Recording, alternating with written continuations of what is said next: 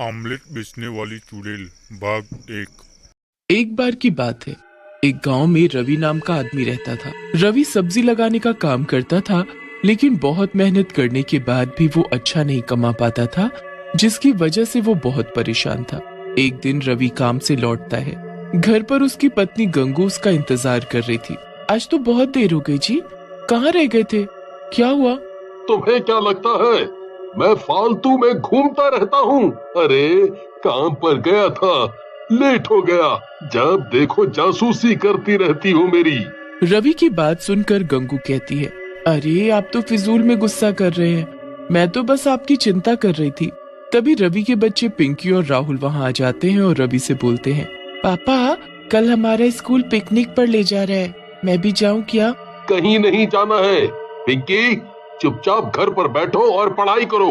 वैसे भी हमारे पास पैसे नहीं हैं। पापा आपके पास तो कभी पैसे नहीं रहते। एक छोटी सी फरमाइश की है हमने, आप वो भी पूरा नहीं कर सकते?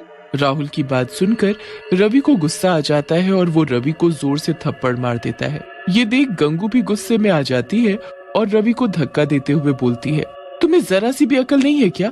अगर तुम अच्छा नहीं कमा पाते हो तो इसमें इन बच्चों की क्या गलती है? अगर दोबारा मेरे बच्चों पर हाथ उठाए ना तो मुझसे बुरा कोई नहीं होगा।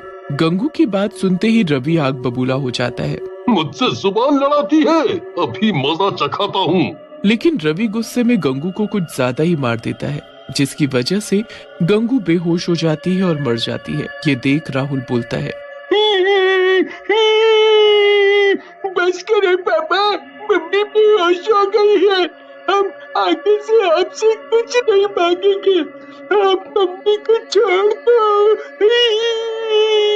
राहुल और पिंकी की बात सुनकर रवि रुक जाता है और नीचे गिरी गंगू के पास जाता है और उसे देखता है, लेकिन गंगू मर चुकी होती है। ये देख रवि डर जाता है।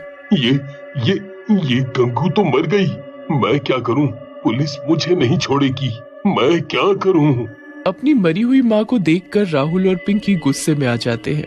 पिताजी आपने ये सही नहीं किया, आपने माँ की जान ले ली। हम अभी पुलिस को बुलाकर आपको पकड़वाते हैं। राहुल की बात सुनकर रवि और भी ज्यादा घबरा जाता है और वहाँ से भाग जाता है। राहुल और पिंकी अपनी माँ गंगू के पास खड़े रोते रहते हैं। गांव वालों को राहुल और पिंकी कुछ नहीं बताते और गांव वाले गंगू का अंतिम संस्कार कर देते हैं। लेकिन रात में, राहुल भैया मुझे अकेले घर में बहुत डर लग रहा है और भूख भी लगी है। पिंकी की बात सुनकर राहुल बोलता है, पिंकी डरने की क्या बात है, मैं हूँ ना।